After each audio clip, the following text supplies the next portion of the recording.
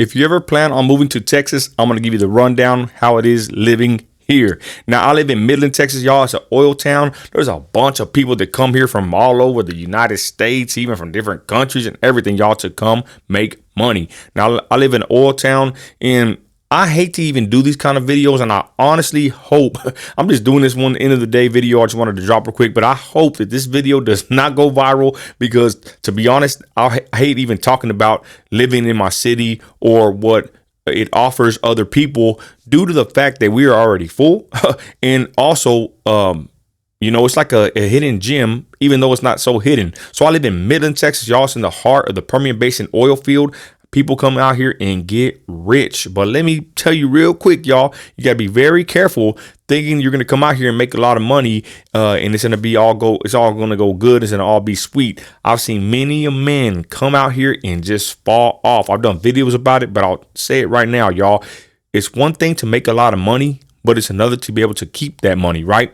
So anyways, growing up in West Texas / Midland, it was a great childhood. Admit Midland has changed from what it used to be. It's actually gotten worse with the influx of people, foreigners, illegal aliens, people from different cities, states, and whatever.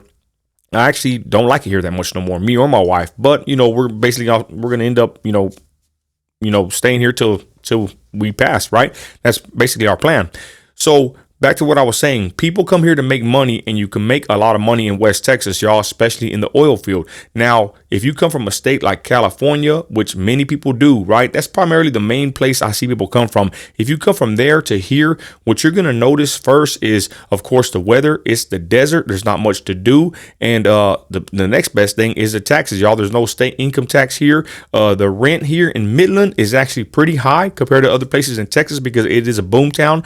But you got to think about it. If you make a lot of money per week, they're going to tax you for you to stay here and to live. The cost of living is very high. Now, again, if you come down here with the right mindset, if you come down here with the clean record, if you come out here with the work ethic like no other, you can make a fortune. It's happened to many people. And like I said, I don't even like making these videos, but I just want to drop this video and I'm going to do so right now. So again, y'all, this is like a hidden gem in my opinion, even though everybody usually knows about it.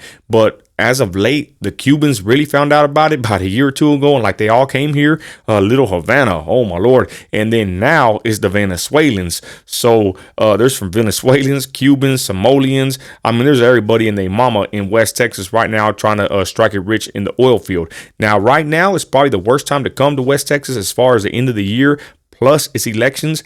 Nobody knows what's going to happen with Kamala and Trump. And of course, the oil field, we hope that Trump gets elected because Trump is a pro-oil, drill baby drill candidate, and Kamala and Biden, they want to shut down the Keystone Pipeline. Well, Biden did it the first day in office. He shut down certain leases out there in New Mexico, and it really impacted them. And I ain't gonna lie, we're kind of laughing at them, right? Because they wanted to vote for him. New Mexico is a blue state, and they got what they deserved with Biden coming in day one and really messing up the oil field and oil and gas industry. The point is, most oil men, if not all, do not want someone like Joe Biden or Kamala Harris with their Democrat filthy hands on our oil. It's our Texas. Stay away. The point is, right now is probably the worst time to move to West Texas due to the slowdown in production. Now, me, I'm an oil hauler, got kind of slower towards the end of the year because, like I said, people are more leery. I heard of big companies, I'm not going to say no names, but they've already shut down, or not shut down. They've already turned down the wells. So that means that production has kind of slowed. Now I have family and friends that are, on the side of things where they're trying to extract the oil, drilling and doing wireline. I don't know how good they're doing. I know they're pretty busy for the most part, but me on the production side, the end production, the post production, I would say, picking up the oil and the water from these facilities and locations, we have slowed down tremendously. And I'm not going to go nowhere because I'm with my company where I'm leased to, and I'm going to stay there. But the point is, usually around this time of the year, due to elections and it's the end of the year, most companies either have hiring freezes or they're not looking for people as much as possible, or they're not trying to fill up the positions because it's already towards the end of the year. Plus it being election season, election time, they're really leery, right? So anyways, in West Texas, it's like a desert. Out here where I live, basically, the conditions are very hot and dry, but I'm going to tell you something. I haven't talked about the traffic, but I'll talk about that in a minute. But the weather here is crazy because some days it can rain, it can snow, and it can probably the sun will be hot. You never know. The weather is basically somewhat bipolar, but for the most part, it is dry and it's hot as hell, and it's the desert, y'all. So if you are used to a climate that's a nice climate, you ain't gonna get it in West Texas. We are in the desert. It is a landscape of nothing but basically tumbleweeds, and downtown Midland that's the biggest buildings you're gonna get there. The biggest high rises is not gonna be a mountain. It's gonna be an actual high rise. It's gonna actually be a building downtown, right? But the point is, there's really nothing to do here. Go to a bar, go out to church, or go to work.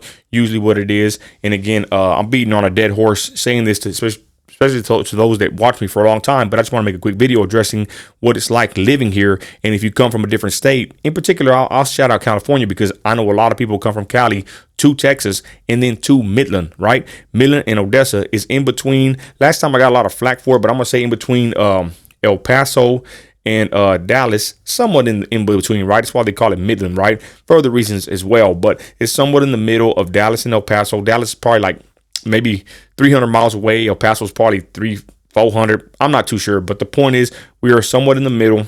And anything more west of Midland, you're going to run into Pecos. You're going to run into Monaghan's area to what else? Odessa, that's our city next over. And then if you go more east towards Dallas, you're going to run to Big Spring, Stanton's right next to us, and then even Sweetwater and Abilene, right?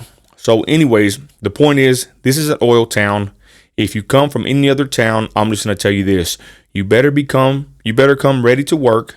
You better not be on no ish, because the police out here do not play games. They are known, there's an actual phrase, come on vacation, leave on probation. Simple as that.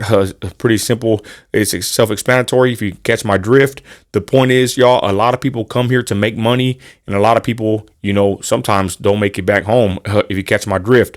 I've noticed when I was younger that a lot of people, they really couldn't get hands in the oil field, especially people that were here or were from the area, right? Because most people that live here, I'm not going to say most now, because mostly everybody's in the oil field here now, but most people didn't want to be in the oil field back in the day. So they would have to grab workers or entice people to come live here, even though the cost of living is through the freaking roof. The schools suck, the roads suck, the traffic's horrible, but they will try to entice people to come work here and give bonuses and even have man caps. That's a whole nother story I can touch on. They would have incentives for people to come work here because they really couldn't get that many hands. A lot of people locally didn't want to work in the oil field, but then again, at the same time, there's so much work that they need more workers than there are workers. So of course, they're out there looking for workers from other places besides here, right? The man camps. If you were to come here from another city, if I were you, I would try to come to a company that offers housing.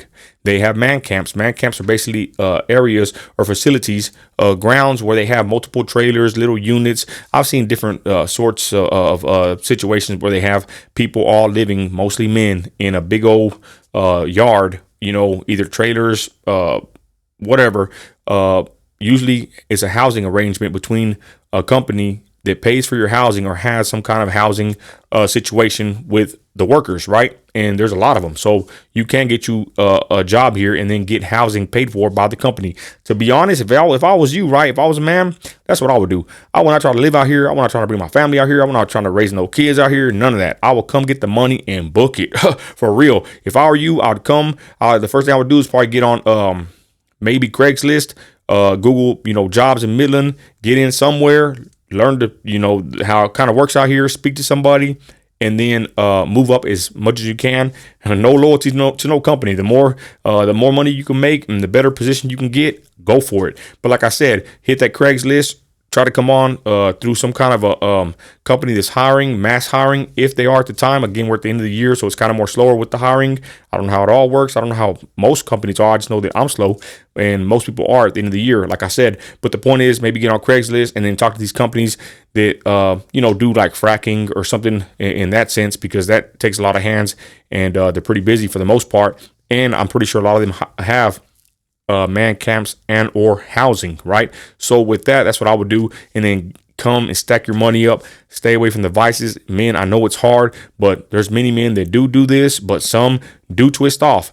If I were you, I would come, make my money, stack it up, stay in the man camp, keep your nose clean, go to work hard, and make what you can make, and send it back home, and have you a good woman at the house taking care of your money, make as much as you can, and split town for real. I would not stay stuck in Midland, Texas if you don't have to be here, right? But that's the thing though.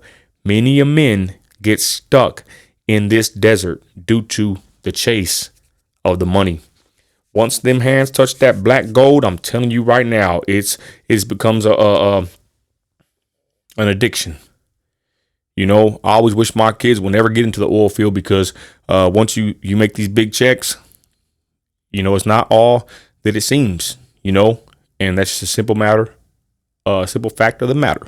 So with that, y'all, just want to do a quick video. If you came to West Texas / Midland from any other state, what to expect here. Again, the police don't play, the outlaws don't play, the illegal aliens are here to stay, and the oil field pays very well. Let's go. And with that, y'all, I'm out of here. Let's go.